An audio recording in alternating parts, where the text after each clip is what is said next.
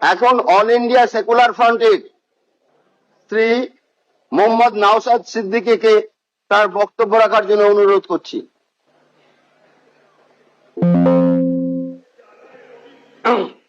ধন্যবাদ speaker sir.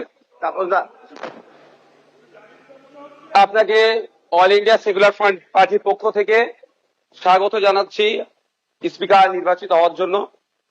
আমরা আশা করব আগামী 5 বছর আপনার নেতৃত্বে এই অগাস্ট হাউস তার গরিমাকে বহন করে চলবে এবং সাথে সাথে আমরা যারা বিরোধী আছি তাদের সর্বোৎকৃষ্ট জায়গা, মতামতের জায়গা হচ্ছে এই অগাস্ট হাউস।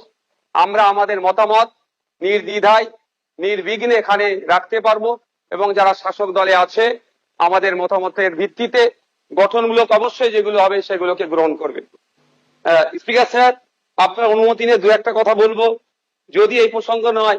সত্যি আমি আজকে বসে খুব ফিল করছিলাম, হাসছিলাম মনে মনে।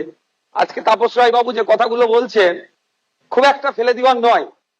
আমি আমি আমি আমি বলবো, আমি 2021 সালে নির্বাচন হওয়ার পরে 6টা মাস এমন দিন পার করেছি, আমার মনে হচ্ছিল যে আমি ইস্তফা দিয়ে দিই, অন্তত আমার ছেলেগুলোর উপর অত্যাচার যদি বন্ধ হয়। এই সময় ফিল করেছি, পার করেছি। পোস্টপোল ভায়োলেন্সে 2021 সালে, আমি এতে কিন্তু বিজেপিকে ধরার সার্টিফিকেট দিচ্ছি না, কিন্তু 2021 সালে যে সমস্যার সম্মুখীন আমরা হয়েছিলাম, আমাদের কর্মী খুন হয়েছিল, একাধিক বাড়িঘর লুটপাট হয়েছে, ভাঙচুর হয়েছিল, সে অর্থে। তবে হ্যাঁ, একটা জিনিস, এই 2026-এ দাঁড়িয়ে কিন্তু বেশ কিছু ধর্মের স্থান আক্রান্ত হয়েছে। মাননীয় মুখ্যমন্ত্রী মহাশয়কে এবং বিজেপি যারা আছে তাদেরকে বলবো সেইগুলো আপনারা লক্ষ্য রাখবেন। আজকে এই হাউসে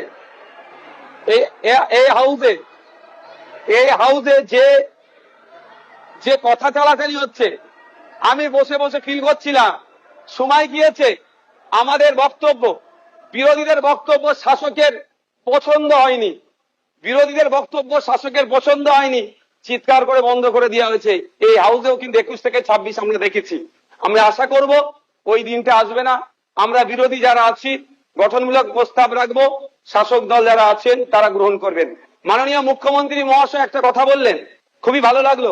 আমরা যারা একাধিকবার বিভিন্ন দপ্তরে লেটার করেছি, ন্যূনতম রেকগনাইজ আমাদের লেটারকে করা হয়নি, ইনক্লুডিং চিফ মিনিস্টারের কাছে। আজকে যে কথা বলেছেন এটাকে আমি স্বাগত জানাচ্ছি, যে উনি অন্তত কথা বলেছেন যে মিনিস্টাররাও রিকগনাইজ করবে, অর্থাৎ প্রাপ্তি স্বীকার করবে। আর একটা কথা উনি বলেছেন অল্প হলেও কাজ করব। আমরা বিরোধী, আমরা পজিটিভ কথা বলবো, রাজ্যের স্বার্থে বলবো, রাজ্যের জনগণের স্বার্থে বলবো। অহেতুক বিরোধিতা করার জন্য বিরোধিতা আমরা করব না।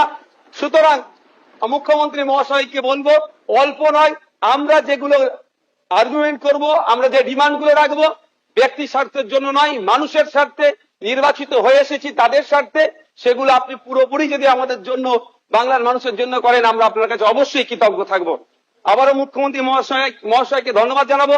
দীর্ঘদিনের স্বপ্ন এটা আমাদের সকলেরই, যে আমাদেরকে নির্বাচিত করে এই হাউসের মধ্যে পাঠাচ্ছে। মাসের শেষে আমরা 1,21,000 টাকা নিয়ে বাড়ি যাচ্ছি। আমরা সেই জনগণের জন্য কি রোল প্লে করছি, কি বক্তব্য দিচ্ছে হাউসের মধ্যে, না হাউসের মধ্যে এসে শুধু সময় কাটিয়ে চলে যাচ্ছি। যে আপনি লাইভ স্ট্রিমিং এর যে কথা বলেছেন, এটাও আমি আপনাকে কৃতজ্ঞতা জানাচ্ছি, স্বাগত জানাচ্ছি। এটা হওয়াটা খুবই দরকার ছিল।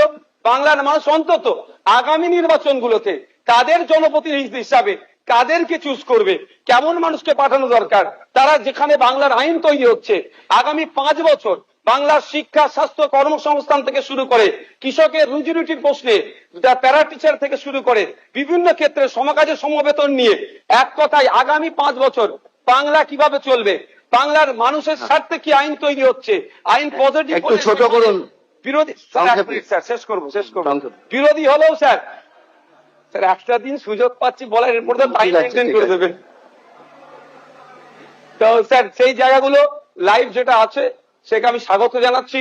আমি আবারও আপনাকে ধন্যবাদ জানিয়ে বলবো, বহুদলীয় যে গণতন্ত্র আছে সেটার পূর্ণ মর্যাদা দিয়ে আমাদের মতো ছোট্ট যারা বিরোধী আছি তাদেরকে পরিসর দেবেন।